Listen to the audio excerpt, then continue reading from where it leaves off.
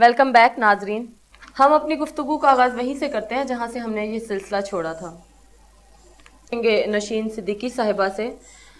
नशीन साहिबा, आप हमें ये बताइए कि रमज़ान में चूँकि हमें ये दर्स दिया जाता है कि आप गरीब लोगों की जितनी भी मतलब आपकी इस्तात है, अपनी इस्तात के मुताबिक आप गुरबा की जो है वो मदद करें और यतीमों के सर पे हाथ रखें। आम ये नहीं कि सिर्फ रमज़ान में कहा गया है, बल्कि आम दिनों में जब तक आपकी ज़िंदगी है, उससे हटकर इस माह में ज़्यादा अजर व सवाब है। उस हवाले से मेरा आपसे सवाल ये है कि इखलास की तरबियत की गई। इखलास किस चीज़ को जो है वो इसके मीनिंग मायने देता है और इखलास का अजर क्या है रमज़ानुल मुबारक के हवाले से, इस पे थोड़ी सी रोशनी डालिए प्लीज़। इखलास का मतलब ये है आपकी नीयत का खालिस होना, यानी जो भी आप नेकी करने जा रहे हैं वो खालिसतन अल्लाह के लिए हो, ठीक है।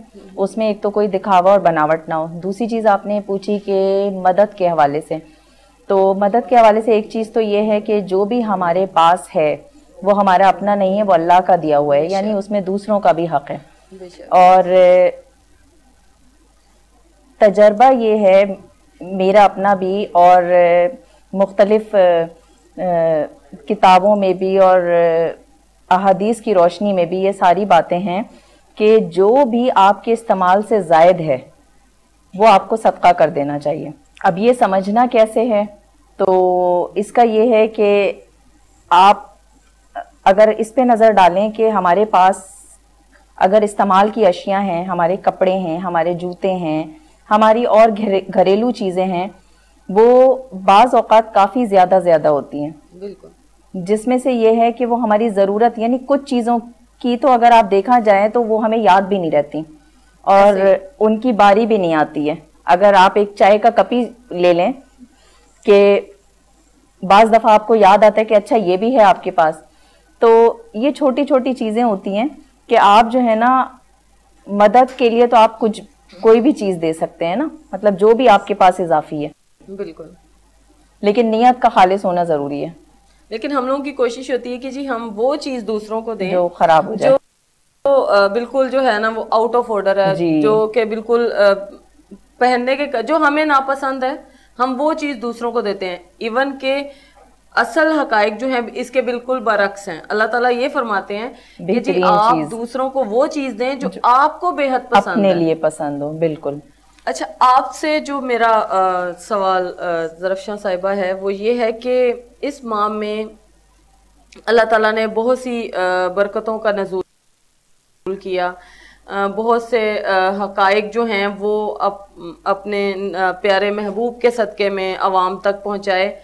मैं आपसे जो सवाल करना चाह रही हूँ वो ये है कि हमें अपने जैसे लोगों को, हम अल्लाह का शुक्र है, लेकिन हमारे जो बहन भाई इस चीज़ को अफोर्ड नहीं कर पाते, या जैसे आपने पहले भी एक सवाल के जवाब में ये बताया कि हमें सबसे पहले उन लोगों का ख्याल करना चाहिए जो इन चीज़ों को अफोर्ड नहीं कर पाते। लेकिन आज के दौर में हम अगर किसी को कोई हेल्प भी कर रहे हैं तो हम सबसे पहले दिखावा करते हैं कि ये जी हमने किसी को 10 रुपये भी दिए हैं तो ये सबसे पहले इसकी तस्वीर बननी चाहिए और मेरी तो स्पेशली बननी चाहिए कि जी मैंने फलां बंदे की हेल्प की है उसके उस दौर में, और वो उसको वो पैसे हमने बार बार याद भी दिलाते रहने हैं कि जी हमने फलां वक्त में तुम पे ये एहसान किया था। सवाल आपसे ये कि एहसान का लुग़वी मानी क्या है और हम इस चीज़ को किस ज़ुमरे में लेके जाते हैं और इसके असल हकाइक क्या हैं? जी देखिए, एहसान वो नेकी है, कुरान की रूह से मुफस्सिरीन इकराम लिखते हैं, एहसान वो नेकी है जो नेकी से बढ़कर खुद बढ़कर तुफ़तन या इखलास के साथ अल्लाह की बारगाह में पेश की जाए, यानी बढ़कर नेकी करना, जो उसका दर्जा है उसको भी बढ़ाकर पेश करना। अब अल्लाह की राह में जहाँ तक खर्च करने का मामला है, अगर इनफरादी तौर पर हम माह रमज़ानुल मुबारक को देख लें, अल्लाह के नबी किस तरह खर्च किया करते थे। हज़रत आयशा रिवायत फरमाती हैं कि वैसे तो अल्लाह की राह में आपका खर्च करने का मामला था ही, लेकिन माह रमज़ानुल मुबारक में अल्लाह के रसूल इस तरह खर्च करते थे जैसे कोई तूफ़ानी हवाएं चलती हैं और अपने साथ चीज़ों को उड़ाती हैं, यानी बहुत तेज़ी के साथ अल्लाह के रसूल नबी सल्लल्लाहु अलैहि वसल्लम अल्लाह की राह में दिया करते थे। اور یقیناً اللہ کے نبی کی جو نیت ہوتی تھی وہ اپنے رب کو راضی کرنے کی ہوتی تھی. اسی لیے انہوں نے امت کو بھی پھر یہ طریقہ سکھایا کہ تم اللہ کی راہ میں جو کچھ بھی دو تو اس طرح دو کہ تم دائیں ہاتھ سے دو تو بائیں ہاتھ کو پتہ نہ چلے. یہ حدیث کے الفاظ ہیں کہ تم دائیں ہاتھ سے دو تو تمہارے بائیں ہاتھ کو پتہ نہ چلے. یعنی تمہارے دل میں یہ ریا یا تمہارے دل میں یہ کھوٹ یا کوئی ایسی کجی نہ ہو کہ تم اپنی تعریف چاہتے ہو یا اپنا نام لوگوں میں مشہور کروانا چاہتے ہو. میں آپ کو مختصر کر کے ایک حدیث کا مفہوم سنانا چاہوں گی. پیارے نبی صلی اللہ علیہ وسلم نے ہمیں بتا دیا کہ قیامت کے دن ایک شہید آئے گا اور اللہ تعالیٰ سے وہ کہے گا میں نے اپنی جان قربان کر دی, لیکن اللہ تعالیٰ اس کی جو قسمت کا فیصلہ ہے وہ اس وقت کیا کریں گے کہ فرشتوں کو حکم دیں گے کہ لے جاؤ اس کو جہنم میں ڈال دو. اور اسی طرح ایک سخی آئے گا اللہ کی راہ میں خرچ کرنے والا, آ کے وہ بھی دعویٰ کرے گا کہ میں نے بڑا مال آپ کی راہ میں خرچ کیا, اس کے لیے بھی یہی فیصلہ ہوگا کہ جہنم میں ڈال دیا جائے. ایک عالم آئے گا اور آ کے وہ بھی بڑے فخر سے کہے گا میں نے خوب علم کمایا, خوب لوگوں کو علم پہنچایا, اس کے لیے بھی یہی حکم ہوگا کہ جا کے اس کو بھی جہنم میں ڈال دو. اور میں آپ کو بتاؤں کہ صحابی رسول جن سے یہ حدیث روایت ہے وہ اس حدیث کو سناتے ہوئے بار بار بے ہوش ہو رہے تھے. اس اللہ تعالیٰ کی جو سخت فیصلہ سازی اور وہ جو ان عالم شہید اور سخی کا انجام ہے اس کی بنا پر.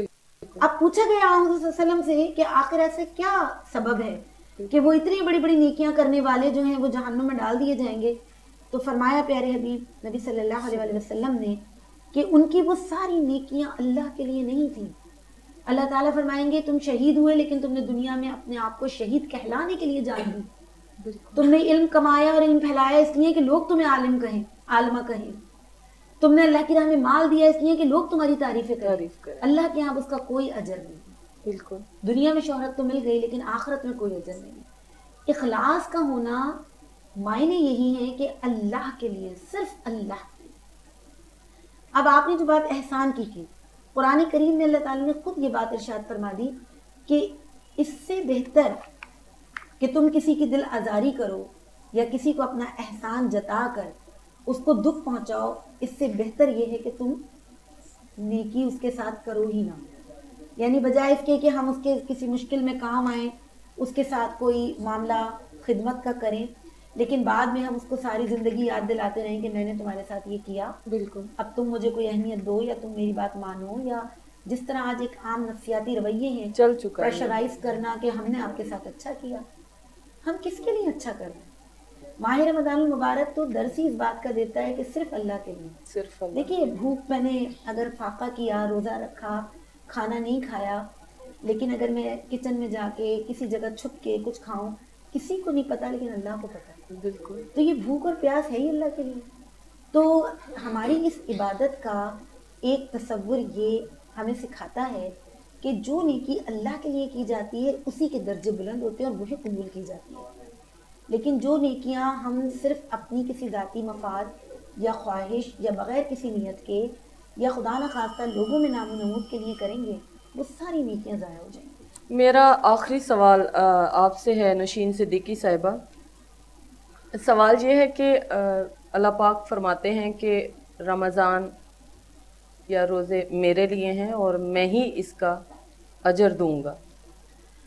اس ایک لائن کا جو معنی ہے اس کو تھوڑا وسعت کے ساتھ بتائیے تاکہ ہمارے ناظرین کو اس ایک آیت کا جو اس کا ترجمہ جو میں نے پتہ نہیں اب اللہ تعالیٰ سے معذرت کے ساتھ یہ حدیث جو ہے اس کو مطلب آپ کس زمرے میں دیکھتی ہیں اور کس طرح سے وسعت کے ساتھ بیان کریں گی تاکہ ہمارے ناظرین کو پتہ چل جائے کہ اس کا کیا اجر ہے اور اللہ تعالیٰ نے یہ کیوں فرمایا.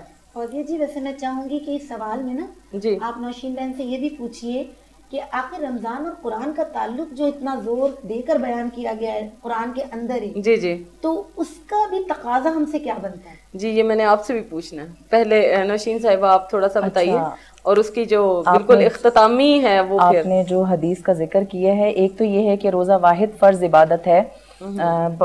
ہماری بہن نے بھی ذکر کیا اس بات کا کہ جس کا معاملہ اللہ اور بندے کے درمیان ہوتا ہے, جی یہ وہ عبادت ہے جو اللہ ہی کو پتا ہوتا ہے کہ اس میں خلوص دل ہے, خالص نیت ہے, یا چوری چھپے کچھ کیا تو نہیں. یعنی روزے کا مقصد صرف بھوک پیاس نہیں ہے, یہ پہلے بھی ذکر ہوا ہے, اس کا مقصد تقوی, پرہیزگاری, نفس پر قابو پانا, جس میں آپ کی زبان بھی ہے, کان بھی ہیں, ہاتھ بھی ہیں, یعنی آپ کا رویہ بھی ہے, آپ کا بولنا بھی ہے, اور غیبت سے بھی بچنا ہے. پورے جسمانی اعضاء کی عبادت ہے, ٹھیک ہے, جسمانی عبادت بھی ہے اور روحانی عبادت بھی ہے روزہ.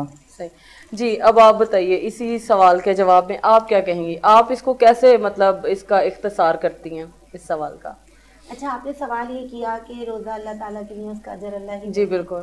لیکن میں یہاں اپنی پرانی یعنی پہلے والی بات سے ہی سلسلہ جوڑوں گی کہ جو آیت مبارکہ سورہ بقرہ میں آئی لعلکم تتقون, کہ تم میں تقوی پیدا ہو جائے, اس لیے روزہ فرض کیا گیا.